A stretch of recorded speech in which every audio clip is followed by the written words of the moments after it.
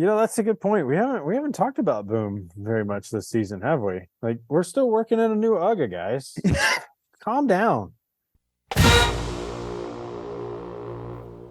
Welcome to My Got a Podcast. I'm Jim Wood. In this episode, John Powell and I preview Georgia's matchup with the Auburn Tigers. We talk through what we're looking for in the game, and we answer questions from you, our listeners. As always, remember to check out the newly redesigned mygotapodcast.com to see our latest merch. And you can follow us on social media at My Got a Podcast. Finally, we'd love for you to check out our presenting sponsor, Oxia Time, at oxiatime.com. That's AXIATIME.com. Now, let's join the conversation in progress. All right, JP, we got the War Eagle Tiger Plainsman, and you know what that means. Cue it up. Let's go early. What we do? I like driving in my truck. He likes to drive in his truck.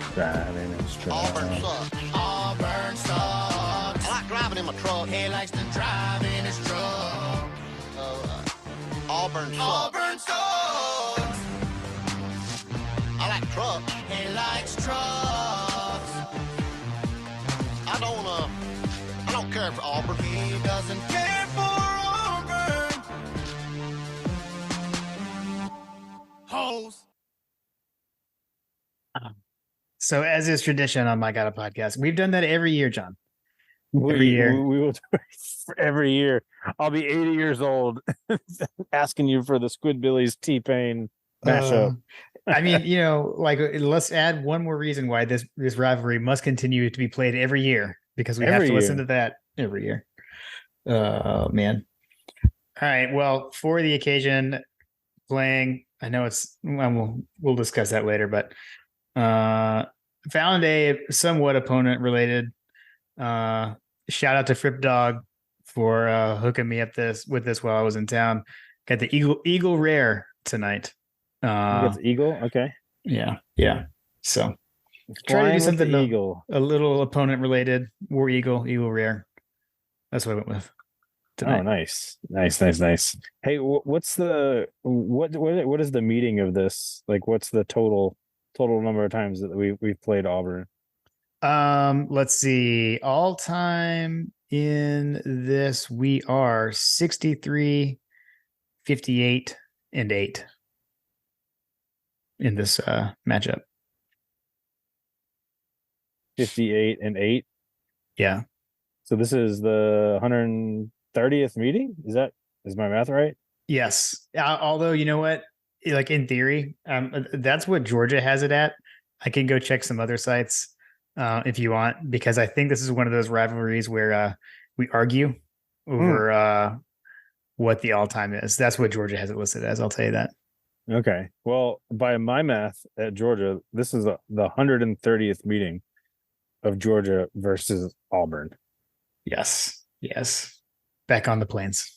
And while I don't have 130 proof bourbon, I do have 114 proof bourbon because I've got old granddad. Because that is what I brought with me to North Carolina.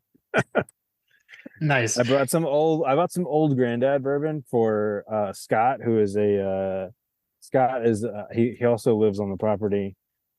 Scott actually, last time I was here, gave me some Woodford because I didn't have any bourbon the last time I was in town, and he was like, "Hey, you want some bourbon?" I was like, "Yes." And he's like, "Do you smoke cigars?" I said, "Yes." And so he got me a bourbon and cigars last time I was here, and so I brought him something that I thought that he had never had before, but he is currently in DC as he is a lobbyist for the firemen's union or something like that. Anyway, got it. I've got old granddad 114. Have you tried to buy bourbon while you've been in North Carolina so you can experience the ABC store? Have you gone into one? I have not. No. Matter of fact, there's not even really any liquor stores around where we're at right now. So I don't even know where I would go. I did buy several beers. Went to Sierra Nevada today. Yes. I went to Sierra Nevada today with Carter and Caroline. Lindsay headed to the beach with the rest of our crew. The kids that did not want to go to the beach are with me. They wanted to stay in the mountains, so Nice. We stayed in the mountains, and we went to Sierra Nevada. That was part of the deal. Said I was going to miss some of the footballs of yesterday. So I told them, well, the trade-off is I'm going to do some day drinking at Sierra Nevada today. And we did that. We also went to Skytop Orchard. Oh yeah. Yeah. That's where we go do our apple picking. Well, I went and did apple picking at Skytop Orchard, and let me tell you, I have a feeling what you're going to tell me. The apple donuts are phenomenal. That's what I'm just going to say. Please tell me you got the donuts. That was the picture that I sent you guys today that I didn't get a reaction out of. I was expecting you to say something, but sorry, yeah. my bad. We'll get to my day. I wasn't looking at many. I think I missed a lot today. I have a feeling you missed a lot today. I was like, Jim's not responding to anything. There was all sorts of stuff going off on the DC thread and my gosh, and the Kirby We Trust thread. I think I had like 60 unread texts at one point today. Bro, my wife was like, "Why are you looking at your phone? We're at the apple orchard." I was like, "You don't understand." There's intel. Yeah, there's stuff going on with the Dog Central. Anyway, if you're wanting to know what's going on, you could probably get a window into it with the Dog Central. Head over to Dog Central. But yeah, no, I definitely had the donuts. As a matter of fact, Rhonda, shout out to Rhonda, who were staying at their house.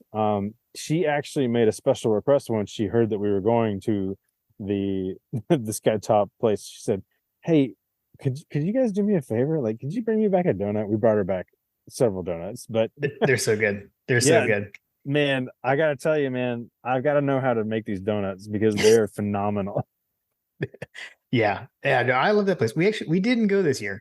It's good to know that it's still good this time of year. We usually go a little earlier, like around Labor Day ish. I think maybe I don't know. Maybe off week we'll go. Maybe off week we'll go. It's pretty warm today, so that would have been hot.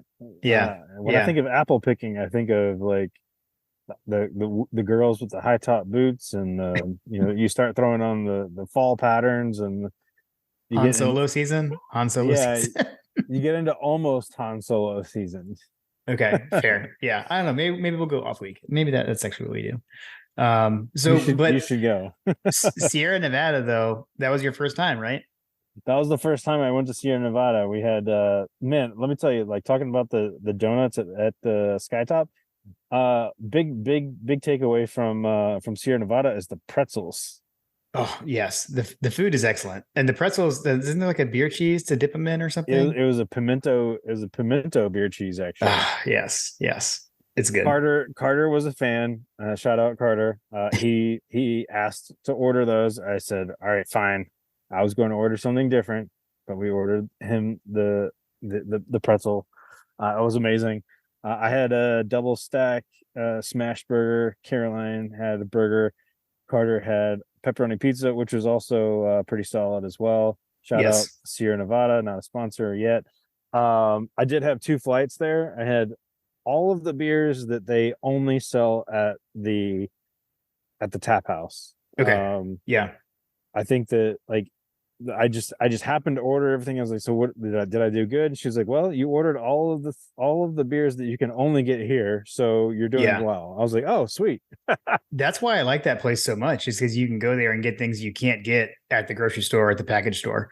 1,000%. Like for me, like New Belgium, like of the 2, I guess whatever imported beers as far as Asheville is concerned, beers that started elsewhere and are now there, right? Like New Belgium was always the one that I liked more, and I'd say I probably still do as far as like what I buy at the store. But if I'm going somewhere, I'd rather go to Sierra Nevada. So I guess New Belgium's definitely not going to be a sponsor after I'm saying that. But we're going there on Thursday, so it's good. It's cool. But you're mainly going to drink what you can drink everywhere else for the most part. Okay. It's not like there's like all these, or at least last time I went, if there's more variety there now, that's a change that's been made since the last time I was there. So let me know. You got to let me know how that goes. Okay. So just to give you a window into our exit strategy. So, the New Belgium is actually, so last time we were here, we went to the White Duck. with the tacos or whatever. Yes. Which was a phenomenal place. But apparently, like if you just head a little bit north, which the White Duck is really close to New Belgium, and it was on the way out of town. That's why we stopped there. Yeah. And I was like, oh, New Belgium's right there. Like, let's go. And she was like, no, we got to go home. I was like, next time. So that was my plan all along, was to go to New Belgium. But apparently, like if you go just a little bit further past the White Duck, is a barbecue restaurant that is apparently really famous because they're not open on Sundays, and I think they close like super early or something like that every single day. Like, anyway, it's called 12 Bones Barbecue.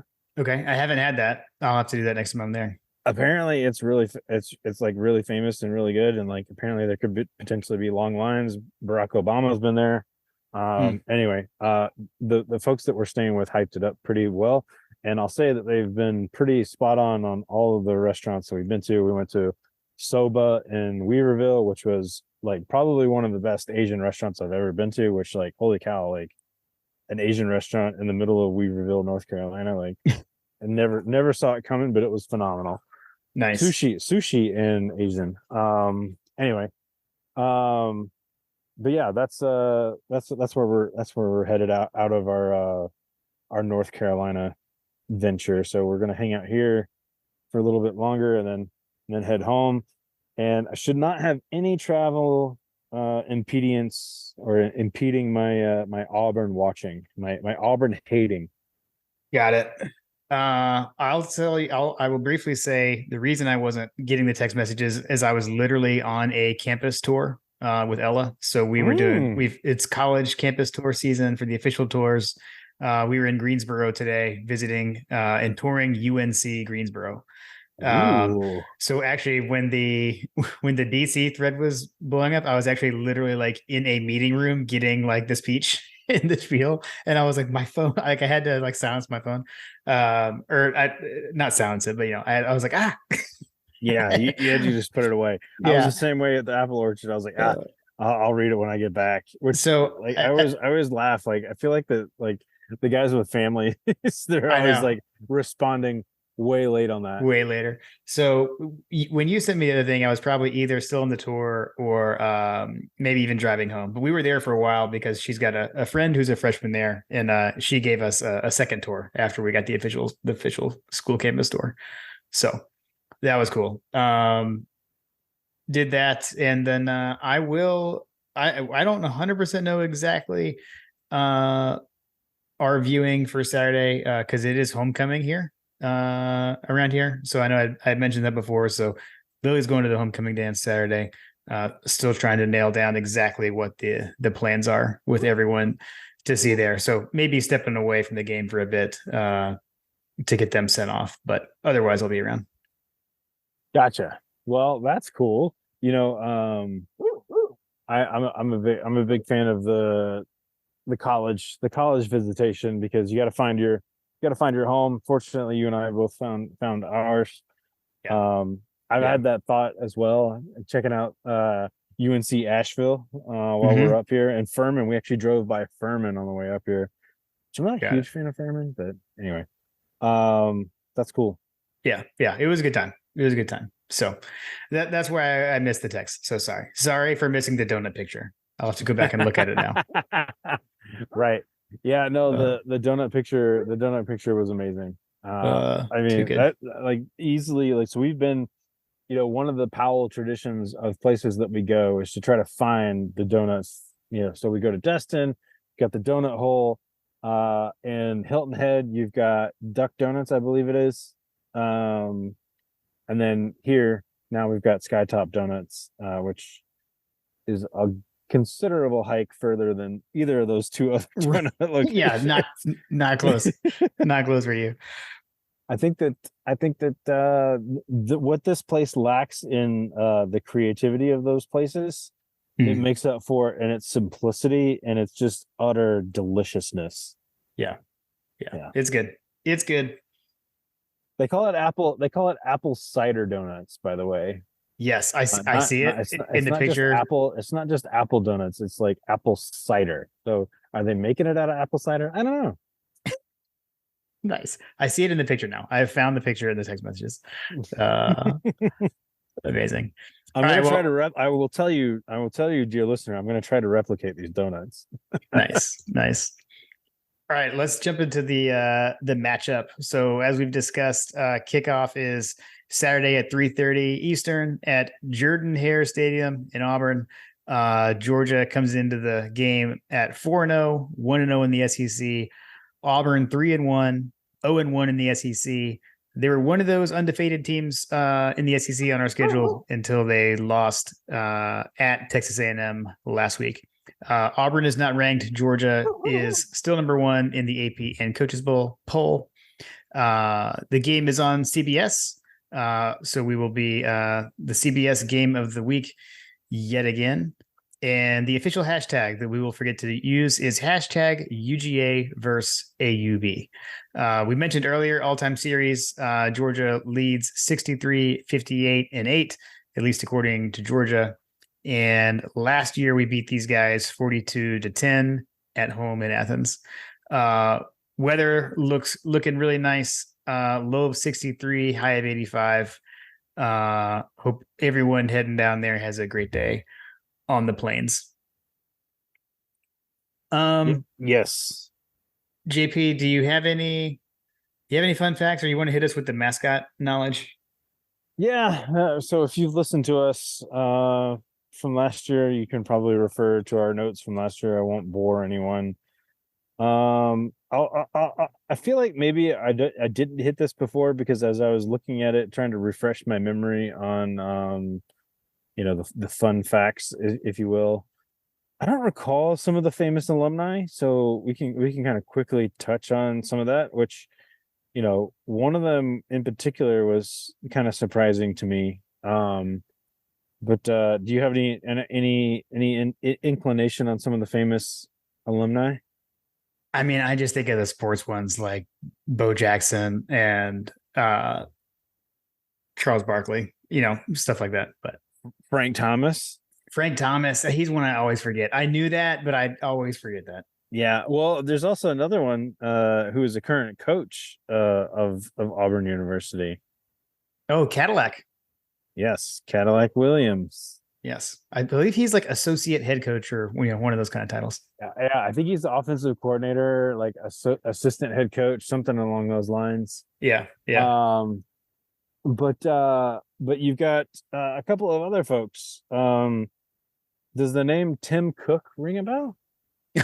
God, yeah, yes.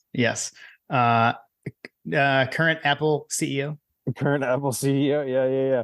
A couple of other ones that I felt like were kind of surprising and maybe will tarnish a little bit of their luster. Mr. Cheeseburger in Paradise himself, like Jimmy Buffett. He's Auburn. That's what it's listed. That's what it's listed. I missed that. And if we've talked about that, I forgot it. I've already forgot. See, this is why it doesn't matter, John, because I forget within a year. If we talked about that, I don't know. I read it on the internet. Must be true. The king of Margaritaville. Nice. Yeah, he was looking for his lost sugar shot at apparently Auburn University. R.I.P. Yep. Incidentally, also likely to be my Halloween costume, just because of hashtag ketchup Twitter over the summer. I was gonna say he likes his with lettuce and tomato. I'm probably gonna to not have any ketchup, but just to be fun with the text thread. But yeah, dude, yeah, I had no idea. I think that he was a Sigma Pi pledge. He had a brief stint at Auburn, which, hashtag shocking. He left he left school in 1979 with a 0.3 GPA. Nice. 0.32, sorry, 0.32 GPA. You got to work to get that. You really have to work to get to that, which like makes me wonder, like, if you were listening to this and happened to be at Auburn University when Jimmy Buffett was there, please tell me the stories that Mr. 0.32 GPA had at the University of Auburn, because holy cow, I can't imagine what that must have been like, because I knew some kids that had like a 1 GPA, and they had some of the most epic shenanigans that I feel like I've ever experienced at a college. Too funny. Too funny. Let's see some other ones. Octavia Spencer. Okay. Okay. Yeah. I don't know if you're familiar. Hidden Figures of Hidden Figures and The Help fame. Yep. Yep. She made a delicious chocolate pie, which wasn't chocolate. Let's see. Another famous alumni. He graduated. He graduated from Tuskegee, but he did run through Auburn University. So I don't know that you could technically call him an Auburn alumnus. Kind of like I threw out.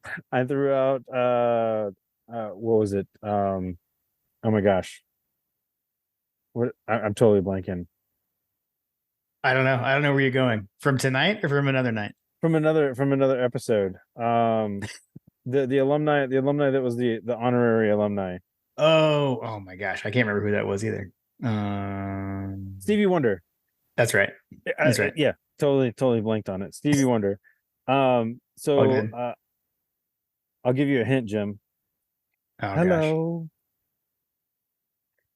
Gosh. Is it me you're looking for? Oh, really? Yes, Lionel Richie.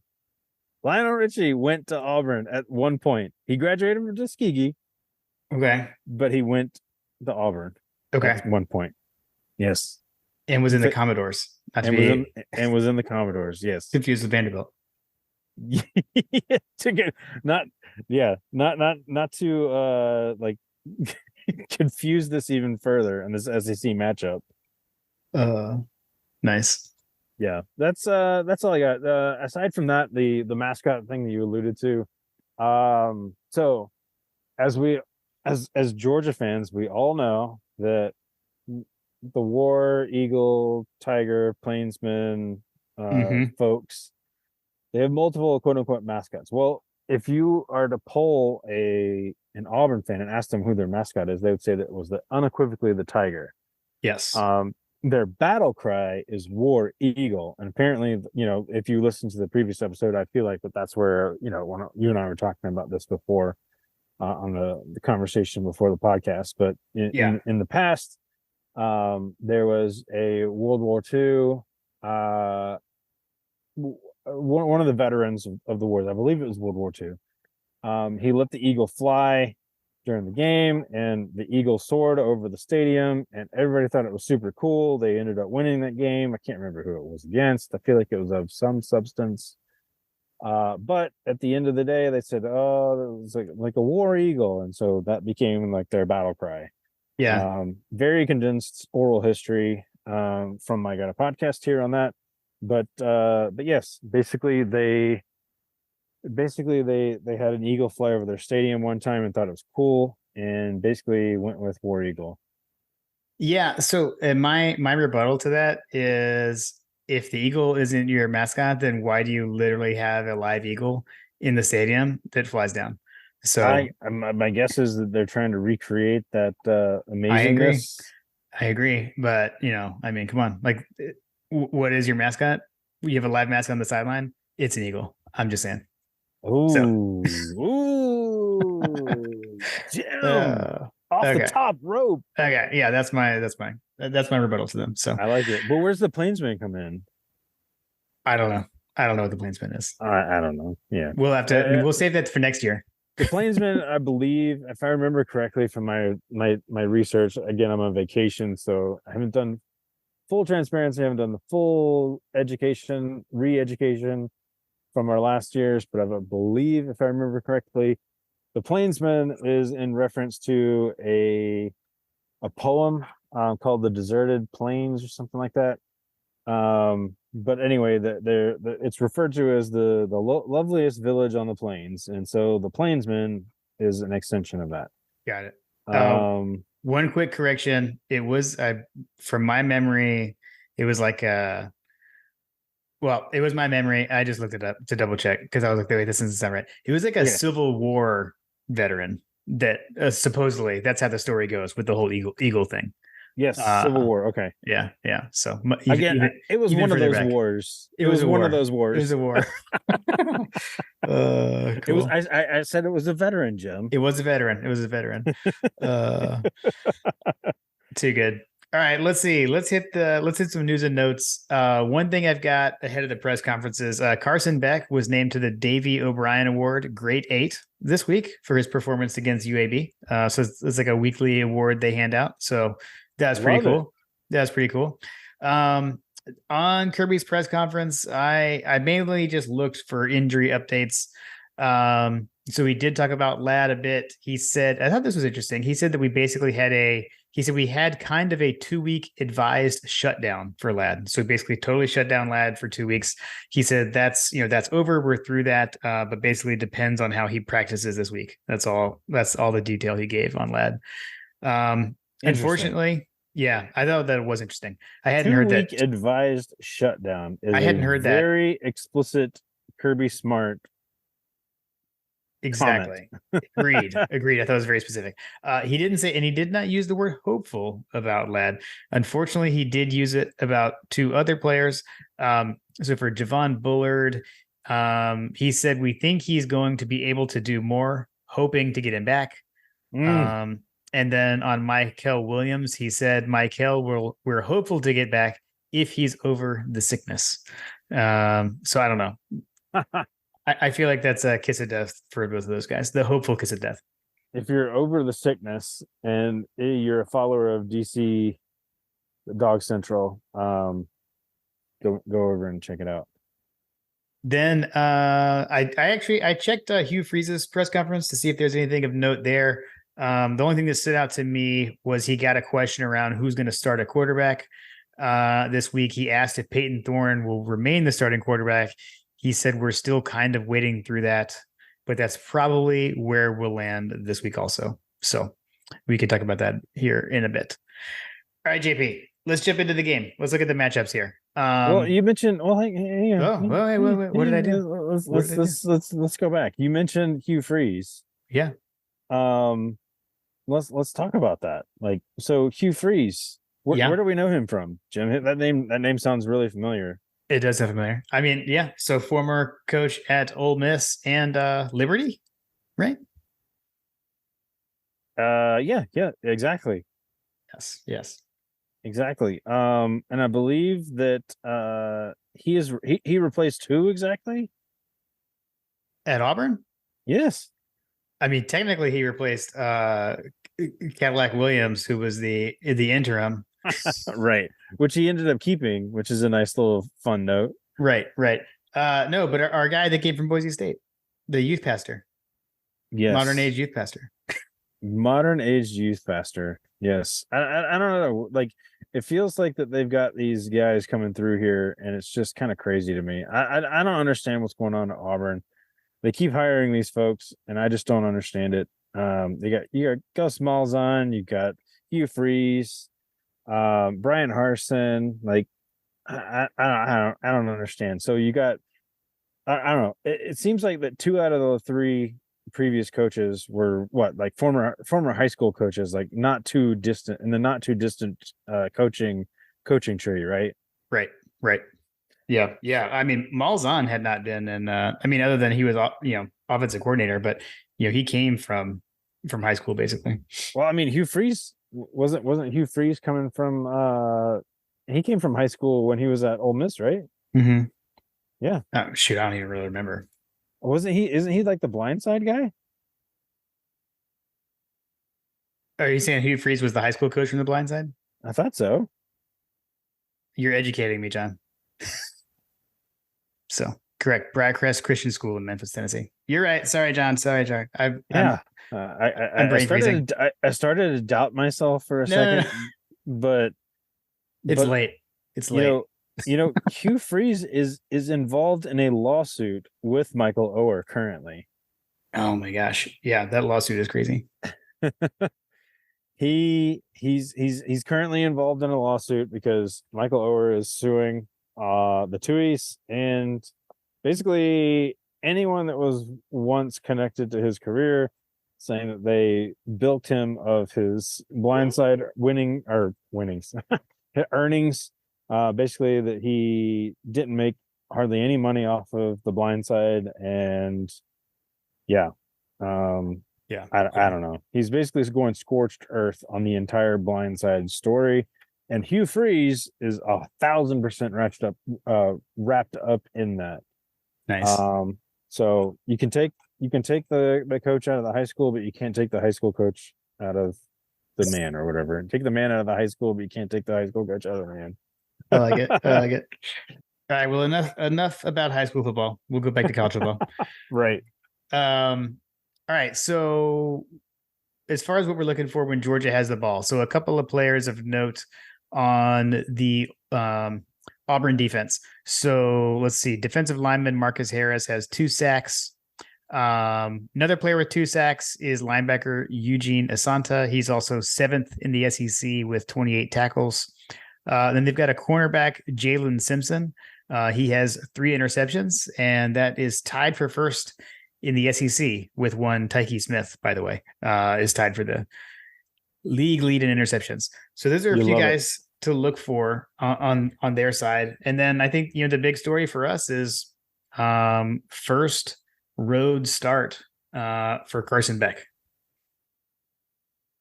Yeah, first road start, and it's usually going to Auburn. I feel like Auburn is like one of those like proving grounds for a lot of UGA quarterbacks. It's funny, John, that you mentioned that. That's something I thought of earlier today. So one of these things that my get off your lawn thing is like, I prefer to play Auburn late in the season, but like, whatever, get off my lawn. But in the 2020 COVID year, Stetson Bennett's first start was also, first start period was against Auburn, actually, in COVID. So that was the second game that season. Yeah. I mean, because he wasn't the starter exactly that season, right? Right. Yeah, he didn't start in the Arkansas game. He started in the Auburn game. So who was supposed to start some of these games before Auburn that year? Yeah. I mean, well, the next year, Carson, maybe you could say. Right. Yeah, with that UAB game. But yeah, so I don't know, man. So it's going to be interesting to watch Carson first time on the road. He's been able to operate with basically zero noise, right? In all home starts. I know Auburn's coming off a loss, but it's the Georgia Auburn game. It's going to be loud in Jordan here. It's going to be a super loud environment. So we're going to, I'm sure they've been practicing with noise, simulated noise all week, but that doesn't really do the trick. So this is a novel concept that Deion Sanders came up with, Jim. Like, I mean, this is a coaching breakthrough. Like, yes. just practicing with all this noise coming through. Oh, sorry. Amazing. We didn't talk about that in the last episode, but yeah, that's okay. They lost. We don't have to talk about that anymore, John. Shout out Dan Lanning. Yeah. Yeah. I'm sure that he's going to get an earful. It will be interesting to see. I'm hearkening back to another contentious quarterback battle. DeJuan Mathis was starting. Wasn't it the Arkansas game? I'm trying to remember which game it was that he started. It was the Arkansas game. Yeah. It was the Arkansas game. Okay. I was also on vacation at that time.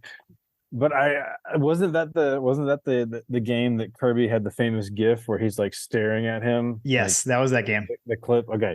Yeah. So that was his first road start, right? So yeah, my thought process here is that was also, correct me if I'm wrong, but didn't Beck get into that game as well? Or no, it went straight to Stetson. Straight to Stetson. Okay. Yeah. Well, I remember that there was a game that Stetson or that Carson got into, and he kind of panicked, kind of looked very like DeJuan Mathis-y, if you will, for lack of a better description. I have been apologetic to Mr. Beck as well this season. Like, I feel like that he's turned a corner from these younger years where he looked a little scared, didn't look ready for it, but this is a little bit different because he is the guy right now, and it is his first road test. He is the starter. Like, there's no doubt about it. Like, there's nothing hanging over his head. Like this is your team basically, and this is one of those games where you kind of go out and you make your statement, right? Yeah, agreed. I mean, and I'll say, I would love to see receivers hanging on the ball, like right. Like, I mean, first road start. We've had a few drops. We need to get those cleaned up. I'm sure that's being worked on in practice this week. We talked about Ladd. Would he be there or not? Ladd. I feel like had a bit of a coming out party in the first national championship season at Auburn. He had those, I think, 2 long touchdown catches against Auburn there. Most likely won't have him available to do that this week. Could we see Dominic Lovett? Could we see Ra Thomas have a breakout in this game? That'd be pretty sweet. Yeah. So I mentioned it before. We've tried to hit a couple of guys deep recently. I would love to see Ra get some more looks deep. That would be something that I would be looking for from the wide receiving core. I feel like that we're honing in on kind of our starting lineup with the wide receiver core, and I don't know. I feel like that we've got our A game on the field when we've got we've got Dominic, you've got Marcus Rosemy-Jack Saint. Yeah, agreed. You've got all these guys on the field that if we can get those 3 guys on the field making plays, I feel like that puts us in a better position to win. And then you throw Ladd McConkey out there as a potential participant as well. I mean, you gotta like our chances with the quarterback play, regardless of who's there, right? Yeah, I agree. And I'm not going to sit here and say that I have like rigorously studied Auburn, but I have watched some of their highlights. Looking at the game against Texas A&M last week, one of the things I noticed was, I mean, they were able to do both, or they were able to get some pretty good chunk plays both through the air and on the ground. So they were able to, they actually ripped off like an 80-yard run late in that game. But I saw some pretty big holes. So, we don't even need a huge running lane, for Dejan. Dejan, all he needs is a crease. So I think, again, having him back, he has really come on, has looked great since he's, returned to the lineup. So excited to see what he can do. With the 1-2 punch of Dejan Edwards and Dylan Bell. See what we can do there. And I mean, I feel like from what I've seen of Auburn, they're going to have some room to operate as well. Yeah. I think that it's one of those situations where, we've got a couple, I don't know. I could see this going a number of different ways, but you got some pretty decent defenses, right? So Auburn, Georgia's got the number 10 ranked scoring defense in the country currently. Auburn has, I want to say they're top 25, they're number 23. So Auburn has the number 23 scoring defense in the country. So we've got some pretty decent defenses. To put it in perspective, Texas A&M kind of won pretty handedly with them, right? Texas A&M is the number 30th ranked scoring defense that they've played. Okay. So that does give you some perspective there. I will say, I feel like they did build up some of that on some, I mean, not that we can talk, but on some lesser competition. Right. You have to play your schedule. But so they've played UMass, Cal, and Samford before they played A&M. So just to put that in a little perspective. But yeah. So Auburn's got the number 74 rushing defense. Let's see. See, I like our chances with that. Yeah. A&M was ranked 40th in terms of their rushing defense. Okay. I'm trying to you try to compare these things, and so you try to figure out how did they play against them, right? Mm-hmm. So interestingly, and maybe this is kind of a little ominous ish. Auburn is the number 17th ranked passing defense currently.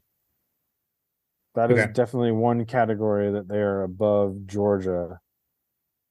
from Okay. a defensive standpoint, for talking about our offense versus their defense, right? Yeah. That's where I do feel like too, though, like where last week we talked about how Brock Bowers finally had that game against UAB. And so maybe, I don't know, maybe Bubba was getting him ready for something this week. Um, wouldn't mind to see Brock Bowers unleashed at Auburn. Right. Yeah, no, I think that would be great. That would be a good situation. Looking at the overall total defense, so if you were to kind of average and mash some of those things together, Texas A&M was ranked 14th and is currently ranked 14th in total defense. Georgia is ranked 18th in total defense. Auburn is ranked 25. Okay, got it. So you've got a pretty similar matchup in terms of, the overall statistical, 4-game, 5-game, depending on what you're looking at, body of work for these two teams. Amidst a fairly similar-ish team. I think that there's a number of models out there. If you follow us on Twitter, we were probably you maybe have seen us get tagged in a post that we'll probably talk about later. That highlights some modeling that suggests that Auburn slightly wins this game. Spoiler alert, John. Wait for the listener questions. We'll wait for the listener questions. Yeah. Well, I say that to, like, that was a fairly close game with A&M. These two teams are very similar. Georgia and A&M have fairly similar-ish statistical approach. Anyway, that's kind of how I see the offense versus their defense. Got it. Cool. All right. Well, why don't we take a moment to remind everyone that Season 4 of My Guide Podcast is presented by Oxia Time. So Oxia Time is a Swiss watch company. They make automatic Swiss watches, and you've got to check out their 2021 and 2022 Georgia National Championship watch collection. John and I have the 2021 watches. I'm always wearing mine when we record. It's got a lovely red face, the Power G throughout, and has the CFP branding 2021 national champions. Also has the CFP logo on the dial on the side. The metal clasp has the CFP logo as well. You can also get it engraved. That comes with your purchase. Get it engraved on the back so you can turn it over and always see your engraving. Most of the watches come with multiple bands as well. I like to wear the NATO band on mine. I know, John, you like to wear the stainless steel on yours most of the time. I change it out to the stainless steel when I want to dress it up a bit as well. So, I like to keep it stylish. I've got my sport band, running tracker, that I'll track for my runs pregame on Saturdays. Yeah. And then then I'll take it off and throw it on and head out to the tailgate. Love it.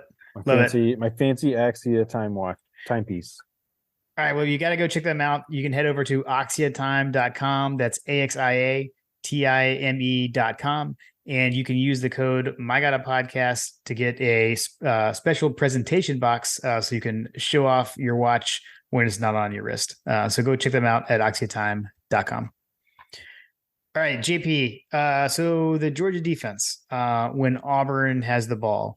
So I mentioned in the press conference that Hugh Freeze talked about the quarterback situation, got asked that. Sounds like from his answer that Peyton Thorne will continue to be the starter, we believe. He is a Michigan State transfer. On the season, he's 49 of 75. That's a 65% completion percentage for 561 yards, 4 touchdowns, and 3 picks. He's also been sacked 10 times. So something to remember there. He also has 33 rushes for 106 yards and 2 touchdowns. Hugh Freeze does like to run the quarterback. We know that from his days at Ole Miss. Their change of pace quarterback, Robbie Ashford. So he's the guy that we saw last year in Athens.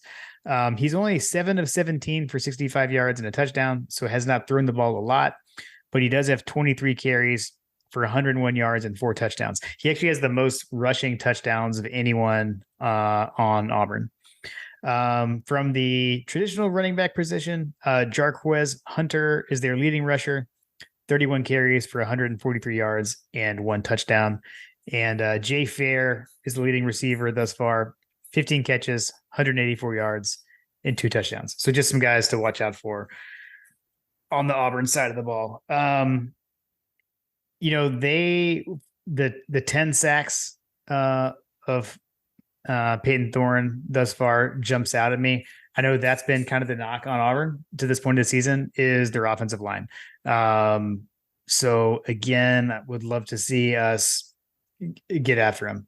If they're struggling that much on the line, struggling that much protecting their quarterback, I know Texas A&M was able to get to them several times, both quarterbacks actually. So I don't know. I'm looking for our defense to pin our ears back this week. I was about to say, wasn't most of those sacks against Texas A&M? Yeah, there were many. I know there were a lot. I don't know how many they had in that game, but just again, for me, watching the highlights, I saw a bunch. Yeah, 7 sacks. Okay. Texas A&M was to get home on 7 of their sacks on the entirety of the season. Okay, got it. How many sacks did you say that they had been given up? I'm talking for the one quarterback. So 10 sacks of Thorne. Okay. Yeah. Got it. Yeah, I mean that's definitely an aspect that I feel like that we're going to be looking out for is how often we can get home and how effective we can get home against this defense, because like I said, from a statistical standpoint, Texas A&M is similar-ish enough to where you could call it like, hey, this is kind of similar to what we're talking about here, but the Texas A&M offense is nowhere near as effective as the UGA offense. So if you were to put that in perspective, you like our chances against the Auburn defense at a higher clip than Texas A&M was able to generate. Now, granted, I think that didn't Texas A&M play them at home? I believe. Yeah, it was at A&M right. A&M. Yep. Yeah. Yep. So take that into consideration as well. But our offense is a much more effective offense currently, based on all the stats and the totals and all that kind of thing. So and Texas A&M was able to handle them 27-10. First year head coach. It's not really something that you typically would see a ton of success with. They've been lucky in that they've gotten a lot of early success. Not too dissimilar to say Deion Sanders at Colorado. On hype being undefeated, but then you came down to earth, crashing down to earth this past week. So it is what it is. I know one thing that Kirby talked about is they do spread the ball around a lot amongst running backs. It's the first time we've played Auburn without Tank Bigsby being there for a while. I actually, when I was looking at their team, I knew he was gone, but I was having one of those moments, when there's those guys that it feels like they've been in college forever. I was like, is Tank Bigsby is gone, right? So confirmed he is gone. But yeah, I don't know, man. I just look for our offense I look for our defense to pin their ears back and rush the passer here in this game is kind of what I'm thinking. The Auburn offensive line has been struggling. All right. I would say things like would love to get Mike Hill back. I'd love to get Bullard back with the hopeful, not sure of that. I think we've had some young guys that have really stepped up. Interested to see how our linebacking core and inside linebackers look in this game, right? With Smiles continuing to get better and get healthier. Want to see what JDJ can do with this game as well. Yeah. I'll go back to the times we talked about, smarter people than us exist out there, right? True. Top Billin is a big fan of Smile Mundan. If you go and look at some of the past national championship seasons, top billing does the film breakdowns, and he is a big proponent and a big fan of Smile London. And I am too. I think that he's coming into his own. I've been kind of surprised at some of the playing time situation. I think wasn't he kind of banged up a little bit earlier this season? Yeah. Yep. So anyway, I that's never really changed for me. Even though you're hurt, I think that he's going to be a big impact as the season rolls on. He was a big impact on the last game. So yeah, I would look for him to have a big. I would look for him to have a big day. Really hoping that Michael gets the injury protocol taken care of. Yeah. But Same. hopefully he'll be out and being able to make an impact as well, because I feel like that his absence in the last game made some of the passing success that they were able to have against us look a lot better than it probably would have if he was out there. It's just another situation. You look at the edge. How is this Georgia team able to get pressure from the edge? I feel like, it's one of those things like, you watch Jalen Carter, you watch Jordan Davis, like just completely eating up the middle of the field. And like, we've got Nazir Stackhouse, we've got our guys, Warren Brinson, like we got the defensive line going. I feel like that they're holding their own. They're just not putting up a ton of statistics, very similar to Jordan Davis, but like, they're not blowing up plays like we've seen in the past, right? Like they're not. It's not like what you are used to seeing, but what you were not used to seeing is not getting pressure from the outside, if that makes sense. Yeah. No. Yeah. Agreed. And I feel like that's what we're missing. So if you have those defensive players that are able to get to the quarterback, shed blocks, that command double teams, open up the field for other folks to come in and make plays, those sorts of things haven't like consistently been happening, I feel like. And maybe that's just me on my, like, again, talking about my feelings. Stats don't care about your feelings. And it could also just be just the overall approach, right? Like we could just be dialing up a little bit more of a bend, don't break season. And if that's the case, like buckle up, Mr. Person behind Jim Wood. They've been pretty effective at it. Right. Minus some, fortuitous turnovers to the teams that we're playing. It's been pretty effective from a defensive standpoint. Like it hasn't been overly dominant, but at the same time, it's been pretty effective. Yeah. Yep. For sure. To the team where you're sitting here like, well, I'm not really super worried about the defense, Jim. Well, should you be? I don't know.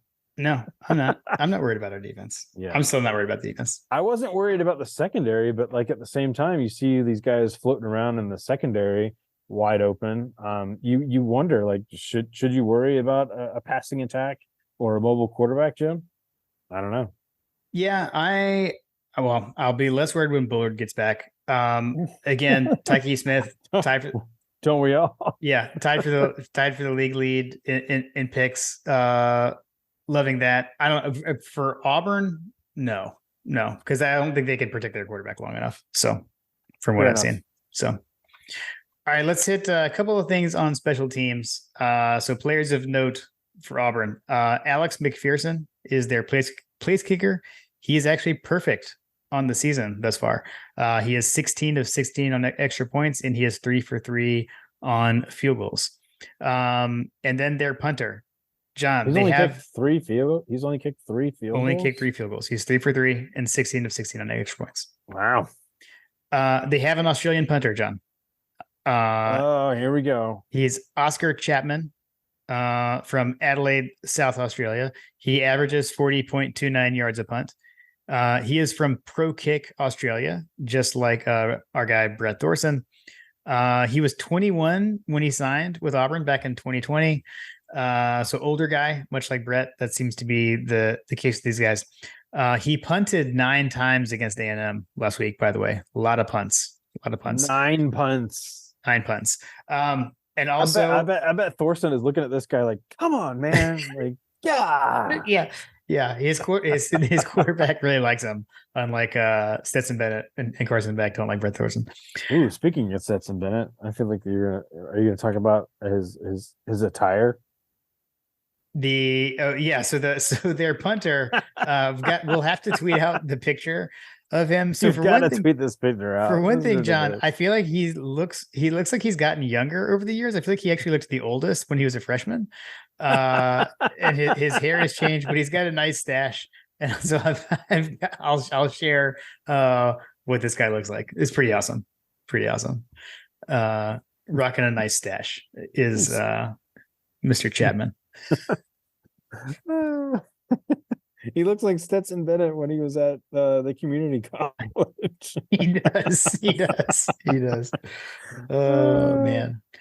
On our special teams, I don't know one thing. Okay, so I'll add one more. We talked in the last episode about he's 6'3". Yeah, he's a big Golly. dude. He's a big dude. We talked about in the last episode, Lily and I going to the Bulldog brunch, and I will say one of the other questions that was asked there. Someone asked if Georgia had gone for it on fourth down against UAB because of the kicking situation, and Kevin Butler actually said, in his opinion, no. He said that he felt like that was more of an identity play, a challenge to the offensive line.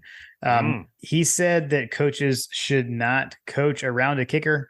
That if you don't have the confidence in your kicker to make the kick, that person should not be your kicker. So I thought that was pretty interesting coming from a Hall of Famer in Kevin Butler.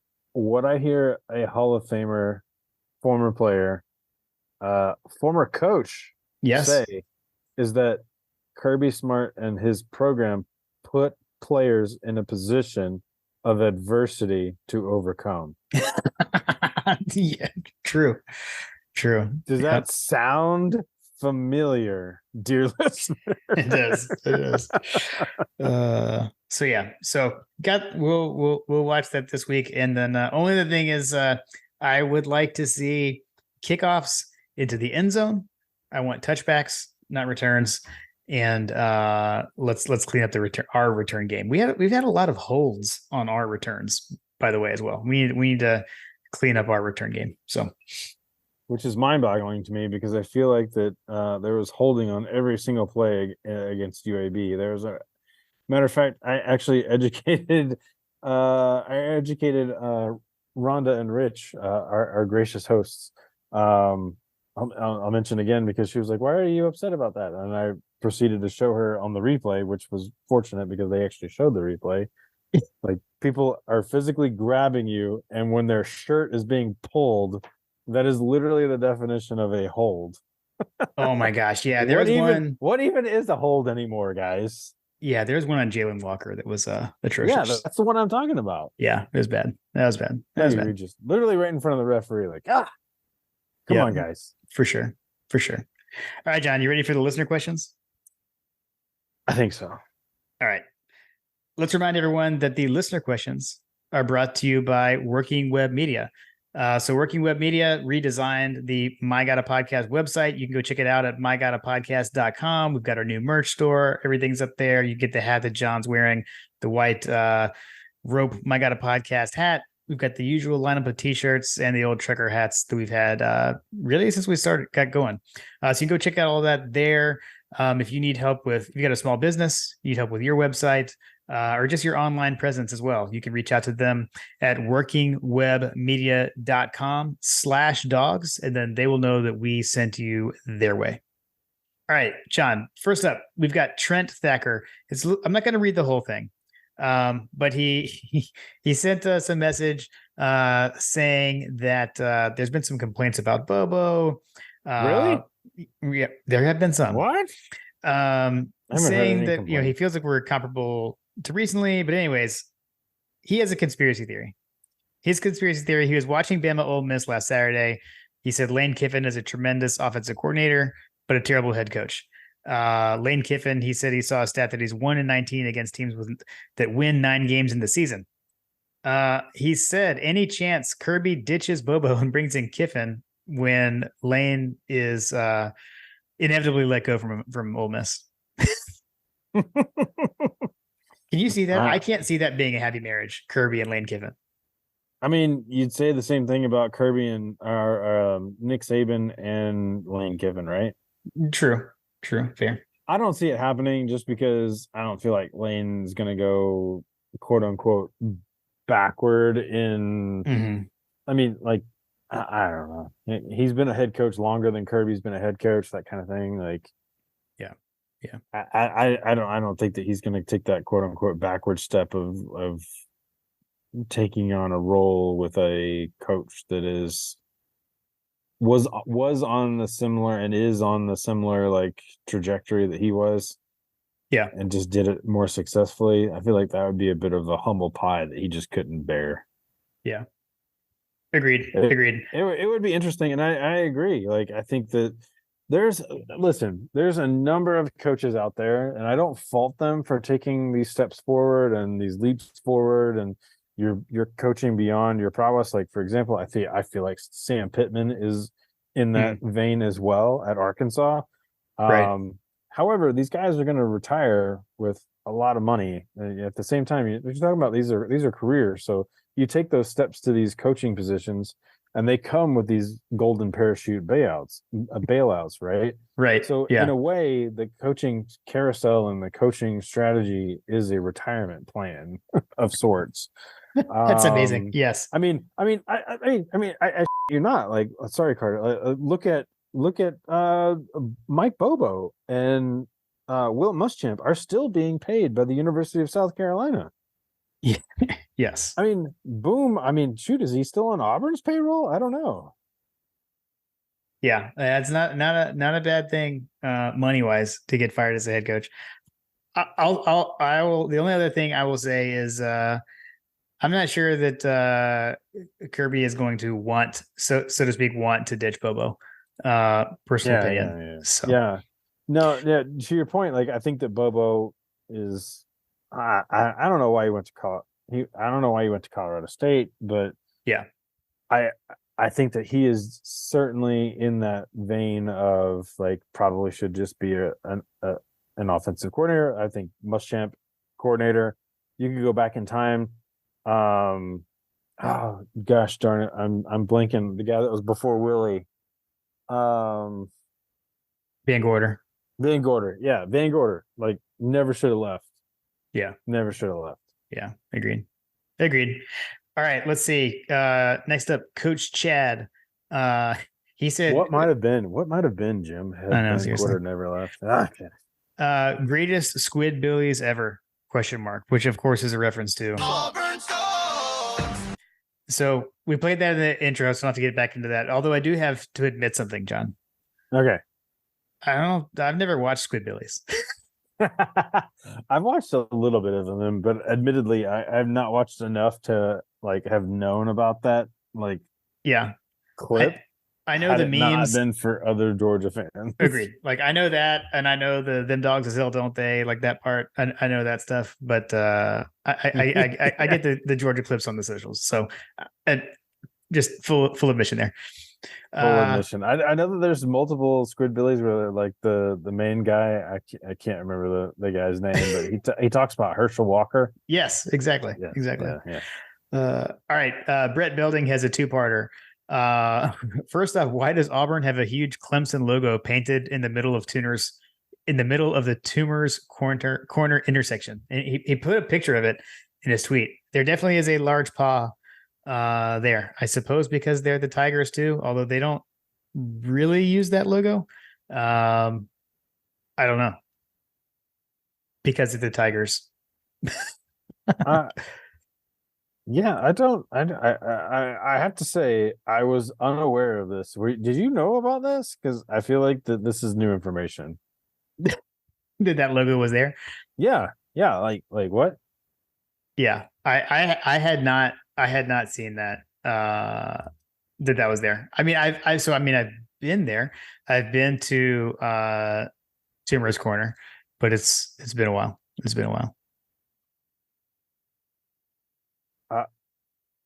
It's not. I will tell you, John. It's not listed on like their standard logos on their site. So I don't know if what's going on there. But yeah, they're the Tigers, but for some reason I don't know, like did the contractor paint the wrong school's Tigers logo? Okay, so all right. So here's the thing. So I I feel was Toomer's Corner designed by like a Clemson graduate or something? Because all right, so here's the corollary that I'll give to this. There's a building on UGA's campus. I believe it was a biology building or a math and science building. I can't remember which one it was. I want to say it had to have been some kind of science building because the way that they fixed it like correlated to what they caught. So anyway, long story short, there's a building on UGA's campus that was designed by Georgia Tech architects. And I think we've talked about it on the podcast, but there's a building on UGA's campus that was being designed by Georgia Tech alumni, architecture or whatever. And the way that they designed it in the plans, they hid it in such a way where it was going to be a GT logo on the campus of UGA. At some point, someone on in the decision-making process realized what was in place. They fired the architects, hired new ones, reorganized it to where it looked like a double helix. Okay. I had a class in one of these buildings, but like I feel like that was one of those situations where like UGA found out about it. They fixed it like so that they weren't able to do what they were trying to do. But that logo is a copyright of Clemson. So it's interesting that it ends up on Auburn's campus because that logo in and of itself, the tiger print, the tiger paw or whatever insignia has been like official for Clemson since like I think it's like 1980s or something like 1982s.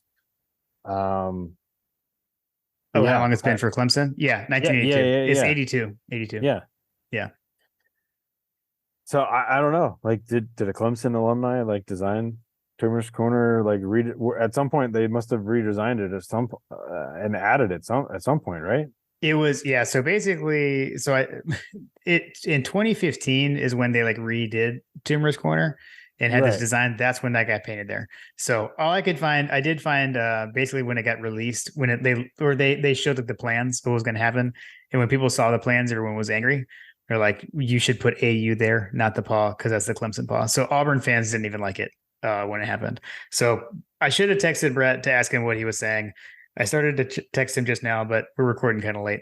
So Brett, hit us up. Let us know if there's something sinister going on there. The second question in the two-parter from Brett was, do you like to drive in your truck? All right, next up, 51-7 GATA. Is this game going to be as low scoring as I think it is? Neither team getting to 24 points. Thanks for what y'all do. LOL, it makes the season more entertaining. Thanks for that. 51-7 GATA. Appreciate that. I don't know. I don't know. Maybe I guess we'll get into our predictions later. I think it's going to be low scoring on the Auburn side. I think it's going to be low scoring on the Auburn side as well. All right, let's see. Lula 34. Okay, this is what we were hinting at earlier. Is the CFB nerds model predicting an Auburn win concerning to y'all? So, John, that's what you're talking about earlier. So, CFB nerds, that you can find them on Twitter. They're CFB nerds on Twitter. They have a game model. I don't know that I would say score predictor, but they have a model that they use to analyze games. And they do have Auburn predicted to win. It doesn't concern me personally. And like my reasoning is when they released the model like this week and they're like, here's the model. It's free. You can plug in any matchup and we'll model it for you. And so people noticed, John Tweet Sports noticed, that's where we found out about that. If you entered in Georgia and Auburn, it had Auburn outscoring Georgia. So that kind of blew up. That was like the one that people started bombing them with. And they replied and they said, they kind of defended a little bit. And they said the biggest issue with Georgia is, number one, the performance against South Carolina. Number two, the paucity of good opponents thus far. And then he said the model doesn't know what to do with Georgia because their opponents have been so bad. And they said, granted, that's not Georgia's fault. It said it also does not include priors and it is unaware of Georgia's talent level. So personally, I'm not worried about it. What I hear you saying is the computer feels like the guy behind you, Jim. Oh man, yes, exactly. I mean, like, said another way, run the ball, Bebo. Yeah, or throw the ball, Bebo. Sorry, Carter. Like, sorry, Carter. Literally, like, that's what I'm hearing is that the computer is yelling at Bobo for some reason. Or just doesn't know what to do with this UGA team, and I feel like that either way, like we center around on like it all comes back to the offense, right? Like, how is the offense going to do? What is the offense going to do to disrupt this game? I feel like the defense is, either like historically like consistent slash like if we don't turn the ball over here and there, like we're fine, kind of thing. Like I'm not too concerned about the defense. It's the offense that's always going to be the issue here. And the computers are basically saying that, hey, Mr. 33E or whatever, you're right to kind of feel that way because even the computers apparently don't know what to do with UGA. That's funny. But at the end of the day, like, we're undefeated. Is it going to be a pretty like blowout of every single opponent like we were in 2022 when we had a second year offensive coordinator and a 29-year-old quarterback at the helm? And is it going to be like that? No, like it's not going to be that way. And frankly, I don't necessarily know that it needs to be that way. The only other thing I'll add to that is it also wasn't really that way even last year. Right. Like when you get down to it. So Jim, don't rattle your guy up with facts. All right. I'm just telling you, like, this is how people feel, right? We got to massage the feelings. Sorry. My bad. This is what I do for a living, Jim. I massage people's feelings. Okay. In spite of all of the data that's around what you're telling me that you feel. Got it. Fair enough, John. Fair enough. All right, let's see. Brian Harrell, why do you think Auburn has had so much trouble recruiting a quarterback? I've got a thought here. I don't know, John, if you have one. I'll take. Yeah. What do you think? I mean, to me, part of it is the coaching carousel that they've got going on over there. I mean, they can't keep a coach employed long enough. They keep changing everything up. I think that's part of their problem. And arguably they had a guy in Bo Nix. I mean, he's doing pretty good at Oregon. He decided to go elsewhere. Was the last good quarterback they had over there a UGA transfer? Which one? Daniel Cobb? Nick Marshall? Like what? Yeah. I mean, UGA is keeping all these programs afloat with all their stars, right? Their castaways. Yeah. I don't know, man. Obviously the coaching carousel is going to have, a big impact on that. But at the same time, like, I feel like Hugh Freeze, the combination of Hugh Freeze and Bobby Petrino will probably find some quarterbacks here in the not too distant future. But at the same time, like, college football landscape has changed quite a bit since Bobby Petrino was the quote unquote offensive. You're latched on to me mentioning Bobby Petrino earlier, but Petrino's at A&M. Oh yeah. Sorry. Cadillac Williams. Yeah. Well, I mean, the offenses have changed quite a bit since he was in school, but at the same time, like, so his offenses have changed since Bobo was in school too. So I don't know, man. Like, if Cadillac Williams I guess the question could be is, can Cadillac Williams recruit a quarterback? I don't know. He's the consistency at Auburn at this point, right? Right. Yeah. I mean, I don't know that anyone else it was a holdover there. He is the running backs coach, but associate head coach. Philip Montgomery is their quarterbacks coach, but I don't know. You know, with this recruiting stuff, it's not necessarily the position coach that's recruiting him. But look, Hugh Freeze has recruited good quarterbacks in the past. I think Right. I do think they'll get there as long as he can stay there. Right. I think it's been the turnover. I don't know unless Cadillac Williams is their Rodney Garner, right? Right. Right. Yep. Exactly. Brian also said on our side, do you think this is the beginning of a Brock takeover on offense? I do. I think last week we decided to make a conscious effort to get him the ball, and I think that was the start of something. Yeah, I mean, call me crazy, but we've got this guy named Brock Allen Bowers, and he does really good things when you throw him the ball and get the ball in his hands in space. I mean, it seems like we should get him the ball a lot more, and I feel like that they heard us call for that, and there's a reason why he had the coming out party in the last game, because they're building towards that, that impetus or whatever. Yeah. Agreed. Yeah, crescendo, if you will. Nice. Let's see. Rambo said, at this point, are we going to go back to the old days and just wait till the fourth quarter to start checking the score? And then he put parentheses, slow starts. Rambo, we had a fast start last game, scored an opening possession.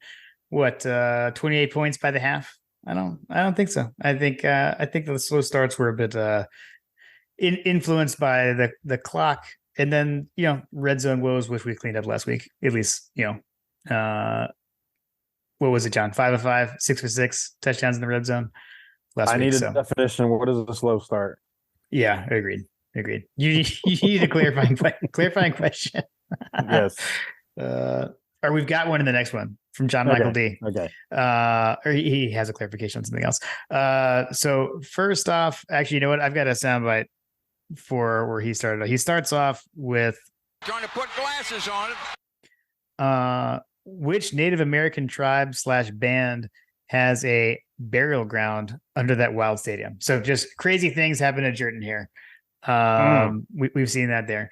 But he said, number 2, is Ladd going to get the Pickens / Mitchell treatment this year? And his clarification, John, is basically not playing until Atlanta and potentially playoffs. I think he's going to get a little bit further along on there. I would say that, he's probably going to be playing this game or the next game, right?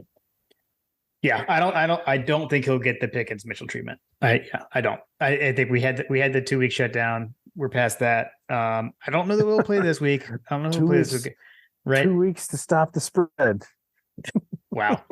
I don't know that he'll play this week, but it will not. We're not going to wait until Atlanta. I'll say that. All right. We had a few people ask some favorite game at Auburn type questions. Herman Woods said he gave 2 choices, either between the hoses or the overtime game. No relation? No, but Herman Wood is the gentleman who submitted the Munson tapes to the archives. Yes. Yeah. So no relation as far as I know. And then Chad Jarvis said favorite Auburn away moment. So mine, it's for me, as far as Herman, it's between those two of between the hoses and overtime. For me, it's the overtime game. We talked about that before. That's the game where I was in the car on the way to Macon and actually listened to the tying up in regulation pass from Bobo to Corey Allen in the car. So only had Munson to guide my way. So that one always holds a special place for me. So it's the 1996 first ever overtime game in the SEC. Was 5 overtimes. So for me, it's that one. Overall favorite moment though has got to be 2002, because I was at that game as well. David Green to Michael Johnson. So that's it for me. What about you, JP? I like Green to Michael Johnson, but I'll tell you again. I feel like we mentioned this on the last episode, but trying to remember 2006. That was the Stafford game. Freshman Stafford was 06.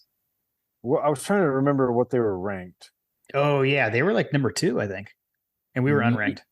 Yes. Okay. So I feel like I talked about this on the last time we talked about Auburn, but Trey Battle. Yes. Yeah. This was the Trey Battle game. Yeah. That was So 06. I remember watching this game in a bar. I want to say it was like one of those like beer gardens, like I can't remember what it was called. Man, uh, I'm picturing the logo. It was in Buckhead, some kind of beer place over there. I was with friend fraternity brother Cord Marlowe, and he had a buddy named CB Brennan. Poor kid. He talked so much. Sorry, Carter. He talked so much smack the entire time leading up to this game about how terrible Georgia was, blah blah blah blah blah. And I remember watching this game, and Trey Battle proceeded to just like intercept his way into CB's soul and completely suck the joy out of his life. And I remember thinking that that was the most amazing thing. And as a matter of fact, like one of like as you think back on your fandom or whatever, like what are some of the scenes like, Kirby lifting the trophy, AD Mitchell, blah blah blah, all these different things. One of my personal like memories is Trey Battle diving into the end zone after a pick six. Yeah. Yeah. That for me was one of those like moments as a fan that like I'll never forget. Yeah. That one was the way, and they're like the way he dove too. He Kind of like did a like, flip. He did like a front flip. Yeah. he does a front flip, and it's like you're gonna get a penalty. And I feel like it's one of those situations where like Mark Richt like definitely took him to the side and was like talking to him about it. Yeah. That was a good one. That's a good one. I do like that one. Yeah, but that's like that's one of my personal ones. No, that's out. I totally agree. And that's where, so for me, that one, the personal one is the 96, the Bobo to Corey Allen. That's the personal one for me. So, nice. Let's see. Chad also said, what scares you the most about Auburn? Does anything scare you about these guys, John? The defense, our ability to defend the pass against a passing, team. I'd hesitate to say scare, but right. like I feel like we're unproven against a true passing. It's kind of like last year, right? Like we weren't really challenged until we got to CJ Stroud, right? Like, yeah, like I feel like that a quarterback that can. I mean, Rattler was, I guess, maybe like if you were to look back onto the season, like the canary in the coal mine or whatever, like what Rattler was able to do against us for at least for a half, we were able to kind of close it up, I don't know, like that first half against South Carolina kind of sticks out in my head as being like, God, we can't stop anybody. Oh my God, we're screwed against better teams. Sort of thing. I will say, I mean, I'm glad you jumped to Rattler. To say like we're not going to see a quarterback on that level this week. Right. We'll have to look ahead to see how far. Although when you talking that through to me just reminded me. Have you seen the fake infomercial commercial where like if you need to feel good about yourself for one quarter, go play the Georgia Bulldogs? yes. Just be satisfied in the moral victory of playing the number one team in the country to 2 scores. That's an amazing video. If you haven't seen it, you got to go find that one. All right, let's see. Hushton Rich. Hushton, not Hoshton. I don't know, John, if you know this. I always thought it was Hoshton. It's Hushton, the city. And I met Rich at the South Carolina tailgate. Will Boom travel to Auburn so he can take a bite out of Tyler Fromm? I hope he's there. I think these days live mascots can go on the road once again. So I'd hope so. I don't know if he's going to take a bite out of Tyler Fromm like he did Eugene Baker. I mean, from the Fromm standpoint, unfortunately, young man is not playing a whole lot. I think he's only got like 1 catch on the year. But I do hope Boom will be there. We'll have to try to put glasses on it to see if he's going to make the trip, but I would assume he is.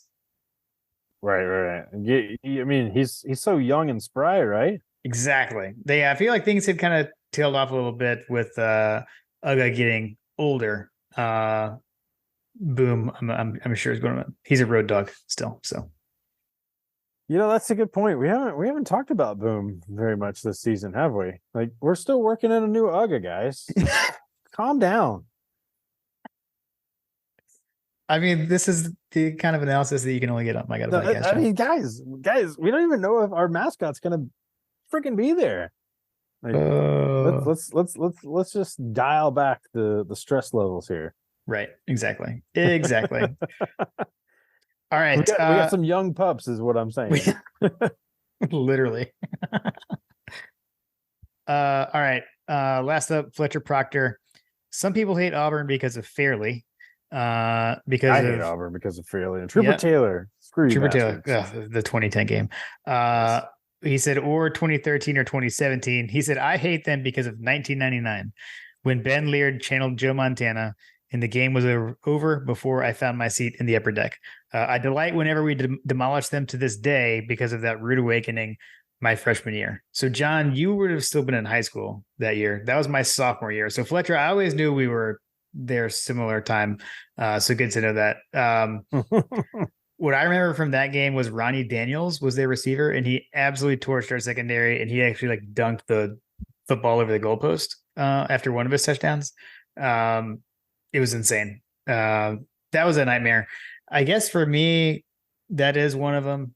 So for that game, and then 2000, actually the next year, 2000. In 2000, we lost in overtime there. I went to that game too. That one was pretty brutal. Look, over the years, Georgia Auburn has been so big as far as like the SEC, the race to win the SEC. If you go back like pre-divisions, when there was no SEC championship game, this was our last game played in the SEC so many times, and they spoiled Georgia winning the SEC championship many years. Which again, get off my lawn.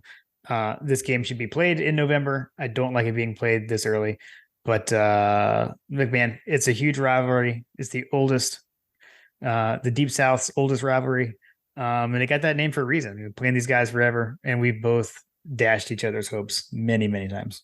Yeah, this is one of those rivalries that just like has to be preserved in whatever makeup the future college football world goes to. This is the game that I mean, Jim, would you say that this game I don't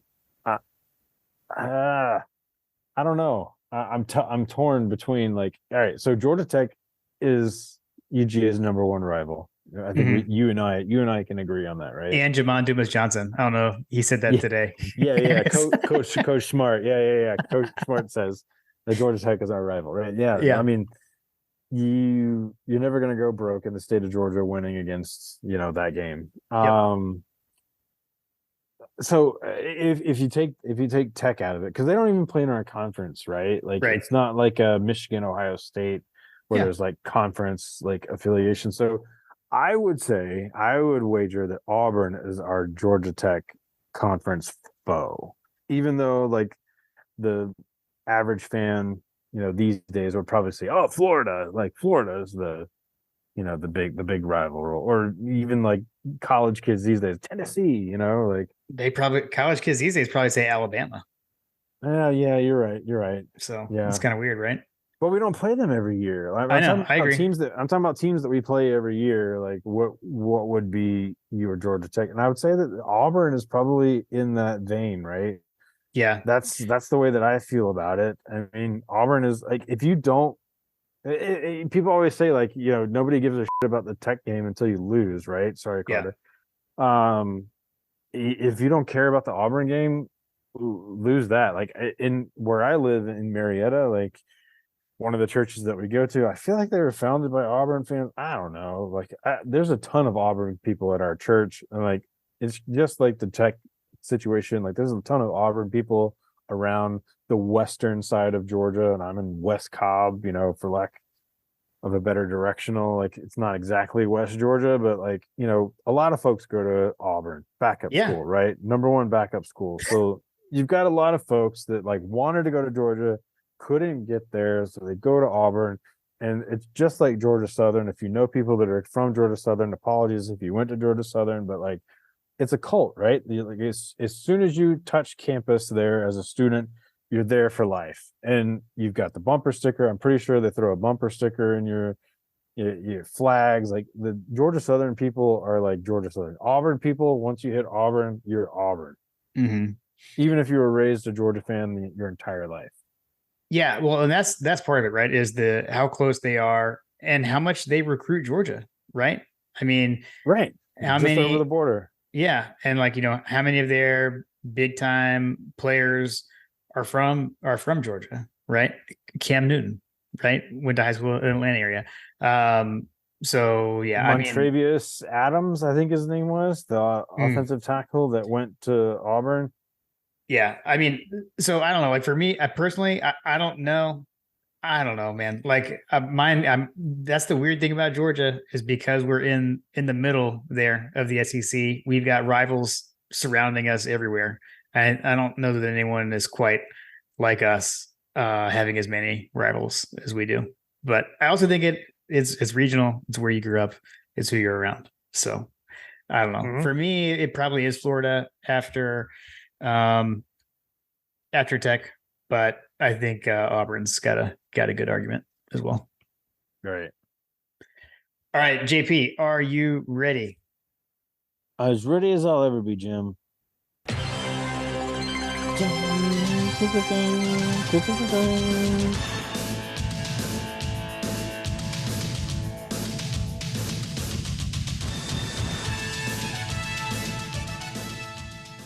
It is time for Coach Trillbill's over unders with an appearance from Champ Bailey the dog. If you're watching on YouTube, watch on YouTube. JP, Coaches over unders Auburn edition. Let's see. I have the lead, so I get to choose who goes first, and I will go first. So, starting off with the offense, over under total offensive yards for Georgia, over under 375. I'm going to go over. I'm also going to go over. All right, over to you. Over under first half Georgia points scored 17.5.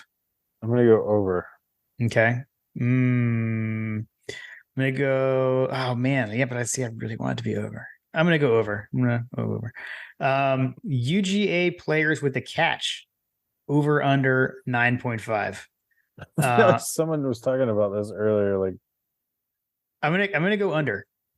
Okay. Oh, okay. I feel like someone was talking about this, and they said that it was like UGA had like 11 different players make a catch in the last game. Yeah. Will you spread the ball around? Yeah, I'm gonna go over. Okay. Over to the defense. Sorry, your turn, John. Over under 175 passing yards allowed. Oh, I'm gonna go over. All right, I'm gonna go under. Mixing things up this week, John. Okay, my turn. Over under 95 rushing yards allowed. I'm gonna go under. I'm gonna also go under. All right, and then over to you, Jim. If my maths are correct, I can't wait to hear what your score prediction is based on these numbers.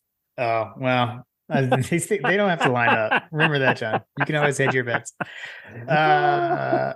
This is not foreshadowing. It's not foreshadowing. I lost track. I think it's your turn. Over under, or was it my turn? You got me all mixed up. My turn. I think it's my turn. Over under 2.5 sacks. 2.5 sacks. I'm gonna go over. Okay. I'm also gonna go over. All right. Special teams. Total punts in the game. For UGA Georgia punts, or is this Auburn punts? Oh, I assumed it was Georgia. My name is okay. So Coach Trillbill. So given the 9 punt metric that we talked about in the I'm assuming this is Georgia punts only. That's how we're gonna do it. We're in Coach Trillbill instruction. We're interpreting this as Georgia punts only. Over under 7.5 GP. Under. Agreed. Under. And we may have just messed that up. Sorry, Coach. If it were Auburn, let's go ahead and answer it both ways. Okay. If it were Auburn, Yeah. over. Over. Yeah. Let me All go right. over. Your turn. Miscellaneous. Gary Danielson mentions UGA slow starts over under 4.5 times.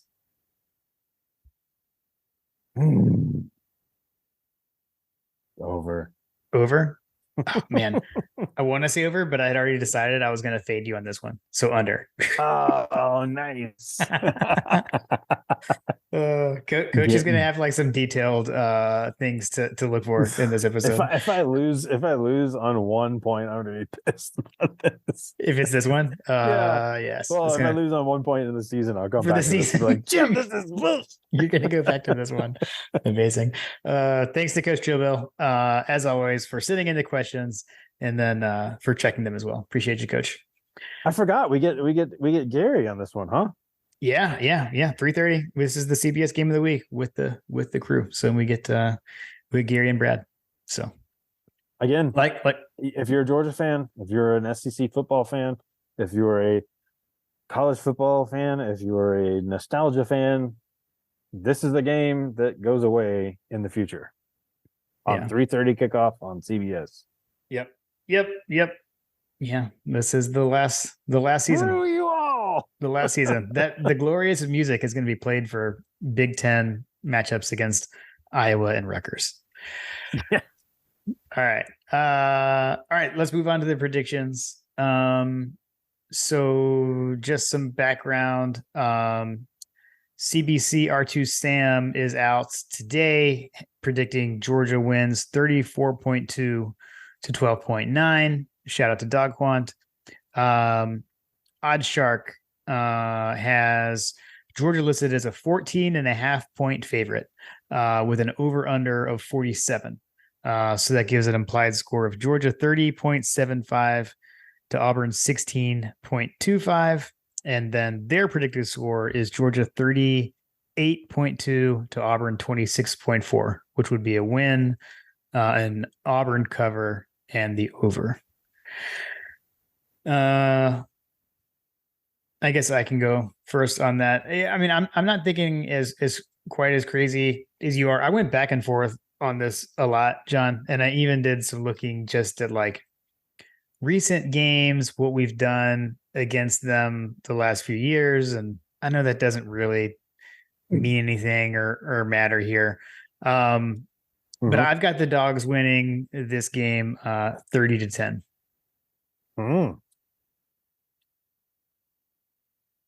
I'm going to go 43-21.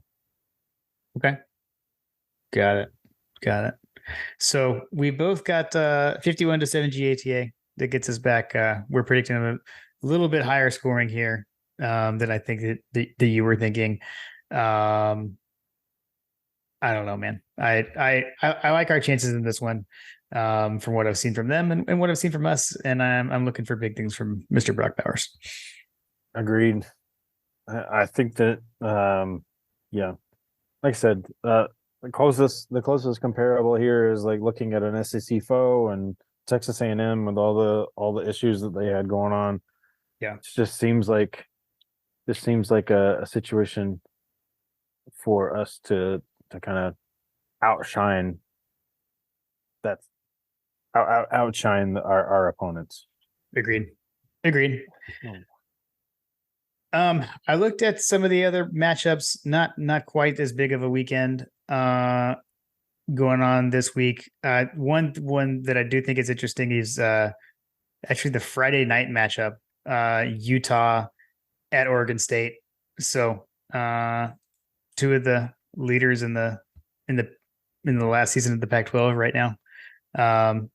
I mean, looking at the rest of college football, Jim, totally like off the rails question or whatever. Like, I mean, who wants to win the national championship this year? Yeah, that's kind of how I feel. Like when I'm looking across the landscape of the games this weekend, I don't, and watching last week, I mean, even like with the Ohio State Notre Dame game, right? Ohio State really squeaking that out. It took Notre Dame having only 10 guys in the field when they scored the game-winning touchdown. So that's exactly how I feel, John. And I think, people keep pointing to Georgia and saying, I'm not seeing what I saw last year. Again, tend to disagree a little bit, at least, in that you're thinking of end of season Georgia, not beginning of season Georgia from last year. But if you look around the landscape, people had kept asking, is this one of those 2007 seasons? I think it might be, where there's a lot of parity, even at the top.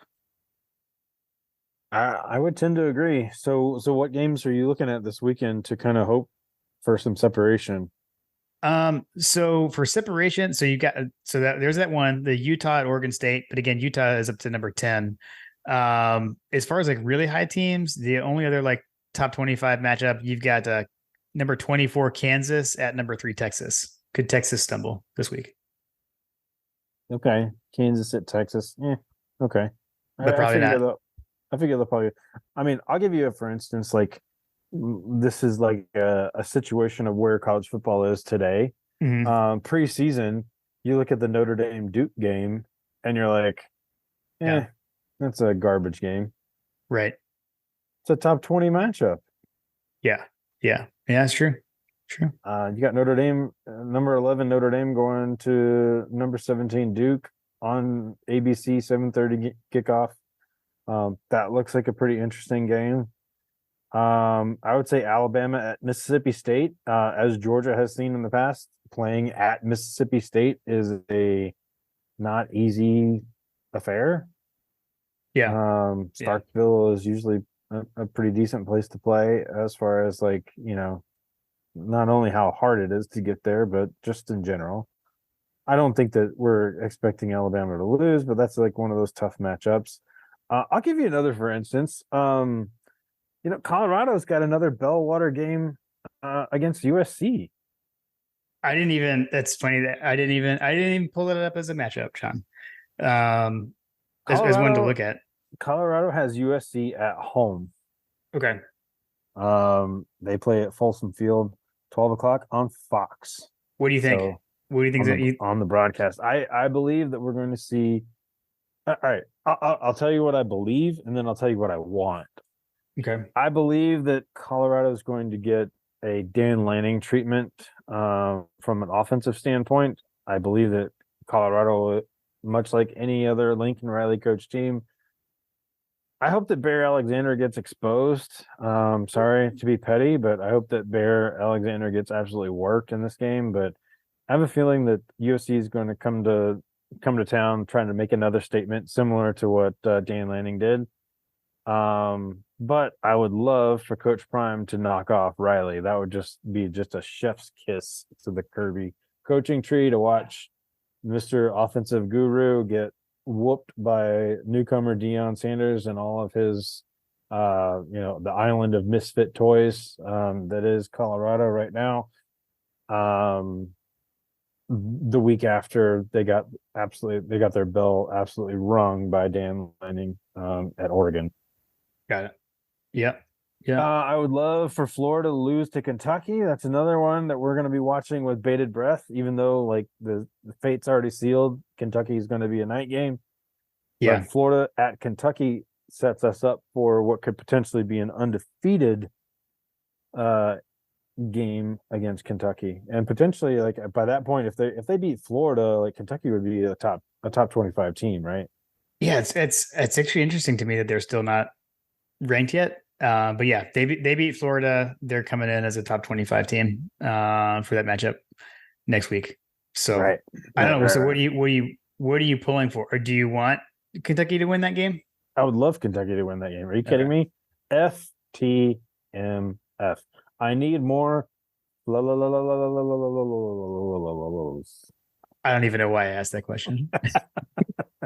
Yes. One might say I was leading the witness, but objection, Your Honor. Awesome. All right, man. Well, let's see. I mentioned, obviously neither of us are going. Be watching from home. Oh, I forgot. LSU and Ole Miss. Yeah, the Fighting Hunters again. But again, Fighting Hunters. Two 1-loss teams, but there's some major jockeying in the West going on still. LSU still has to play Alabama. So that is a big one. I don't know. I mean, I think to me, it's like which version of Jaden Daniels shows up probably decides that game. He's looked otherworldly at times, and then other times a little bit more pedestrian. I'm gonna put that one kind of on his shoulders. LSU quarterback Jaden Daniels. I feel like this. I don't know. I feel like this would be if this were an Ole Miss or LSU podcast, we'd be talking about like, I don't know. Maybe we should ask Hunter because Hunter is a big jambalaya cooker, right? Mm-hmm. Like, what is it? Is it Mississippi gumbo or is it Louisiana gumbo? Which one's better? Oh, good question. Yeah, we'll have to ask Hunter. We'll have to get that from him. Yeah, I'm gonna have to get. Yeah, I feel like this is one of those like the battle of the tailgates, right? Right. The battle of the Southeastern Conference tailgates. Nice. Let's see, South Carolina going to Tennessee. Looking ahead. Similar opponents as we look to Tennessee. South Carolina plays at Tennessee, so that'll be interesting to see how they perform against that vaunted Vol Navy. Yeah, I mean, that's South Carolina got him last year. Spencer Rattler lit him up. Tennessee's already had a fall from grace. I don't know what to make of that one. I give South Carolina a shot though. I'm rooting for South Carolina on that one. Yeah, agreed. All right, man. Let's see. What else? I don't see anything else that sticks out. Yeah, I think that's exhausted it. For us for Saturday, I know neither of us are making the road trip there. You'll be back home, right? By Saturday. Mm-hmm. Be back at home. Okay. Yeah. So we'll be home as well. We got high school homecoming here though. So we'll have that going on throughout the day as well. Or in the evening. So is Jim going to be cleaning his shotgun this weekend? No, just going with friends. Just okay. The stag like friend group, I would say. So nice. Yeah. That'll be fun. Yeah. First one for our freshmen. So should be a good time. Good times. All right, man. Yeah. So I don't know. With that going on, I don't know what else is going to be going on with the menu around here. It'll be a little crazy around with all that going on. But we'll probably just have to get by with the bean dip. You can snack on that throughout the day. We can keep it rolling with the poultry. We do have the War Eagles. That's true. It's been a theme on the season. Fair enough. I was gonna say I may have to have some donuts in the morning though. After you got me craving donuts. Nice. I may have to get some on the way back. Nice. Yeah. Just to have. Awesome. Cool, man. Well, it was fun previewing another edition of the Deep South Soldiers rivalry with you. Let's go take care of the War Eagle Tiger Plainsman on Saturday. Yes. The East Alabama Men's College. Nice. Go Dogs. Go Dogs.